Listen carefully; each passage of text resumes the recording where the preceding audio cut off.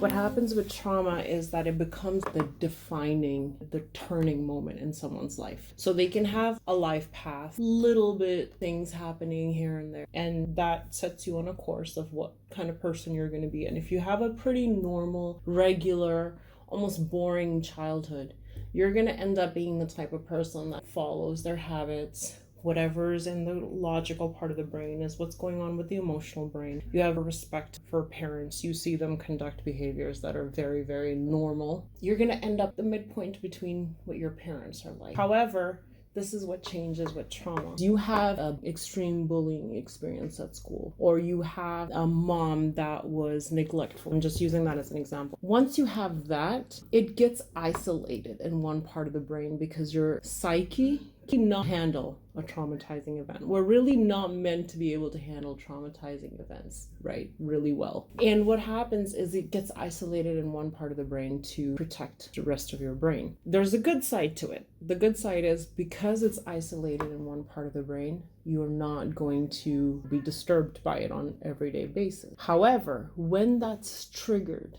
in any way, it will bring back all of the trauma from the original incident, but because it's sheltered from the rest of the brain, you will not have insight as to why it's happening. So that's what PTSD is. So you take somebody that, for example, went to war in Iraq. He saw a whole bunch of people die. He almost lost his life. Now he comes back to his country and everybody thinks, well, you're out of war. You should be fine now. But what's happening is his brain has encoded loud sounds of languages that he doesn't understand. Let's just say somebody at that moment was smiling at him a certain way when it happened. The brain, just to be safe, encodes all those things as dangerous. So can you imagine how triggered he's going to be on an everyday basis? Anytime any of those circumstances are present, he will be triggered and not really know why. Because in times of extreme stress, your hippocampus, which is the memory center, how you remember things that you memorize, shuts down. And only the primitive, most primal reptilian brain and your limbic center, which is the part of the brain that deals with emotion, gets coded as a painful event, but you don't really know why. Because if you knew why, then you would be more traumatized by it because you would remember every detail.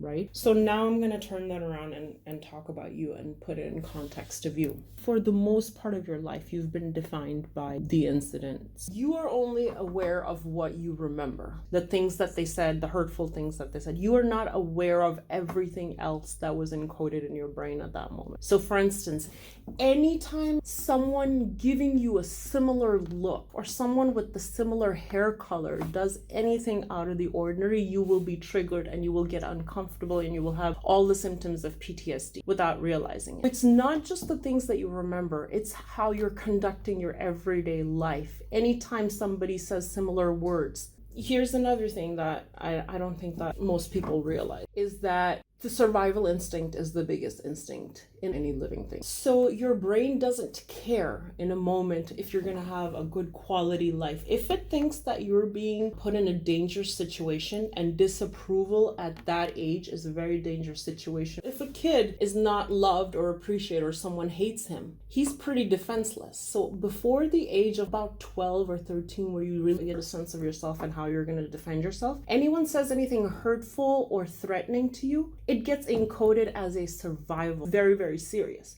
So at that time, the brain doesn't care, oh, I shouldn't encode it like that. I should use logic right now and say, they can't really hurt you. It's not going to do that. It's going to say, everything that's happening in this moment, avoid it. Everything that's happening in this moment is dangerous. Your brain shuts down the hippocampus and says everything that's happening in this moment, if it ever comes up again, is very dangerous. Go into fight or flight and save yourself, because it doesn't want to take the chance of sitting there and figuring out this part's dangerous. That would take too long.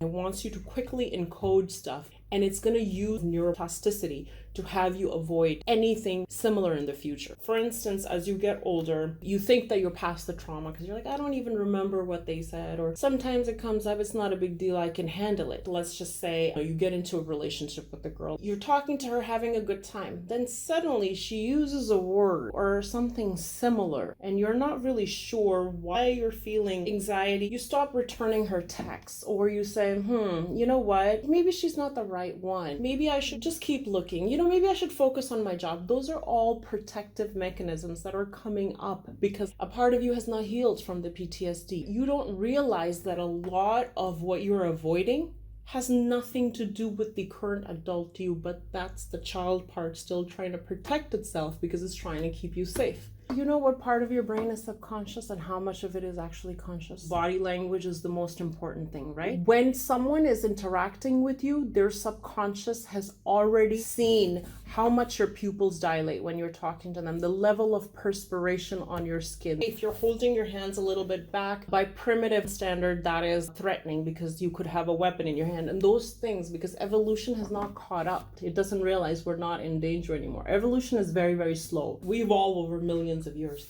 We're still by caveman standards. So a lot of times, because you have that holding back, all that's going on is that you are still trying to protect yourself from that situation. Even if you have all positive incidents as an adult, what happened to you as a child is the most important, because at that time you don't have the logical brain fully developed to help you. That's when neuroplasticity was strongest. So we have to change the original triggering incident, or else everything that we do is only going to last 8 months, 10 months, 1 year, 2 years, and then you will be pulled again into the temptation of your old self. Not because you're lazy and not because you don't really want to make a change. It's because that part of you is much stronger and more primitive. So, for instance, if you have been made to feel like you're less important than, let's just say, your siblings, I'm just going to use that as an example. That time, more than anything else, more than to feel important, you have to feel like your mom and dad love you, right? So if they made you believe that you're less important than them, you have to believe it in order to survive at that time. So as an adult, when you try to make positive changes, that child part of you is going to be like, no, man, we need to feel less important than. So I wanted something that worked, which is NLP, hypnosis, Gestalt, inner child work. Those are the things that really, really help.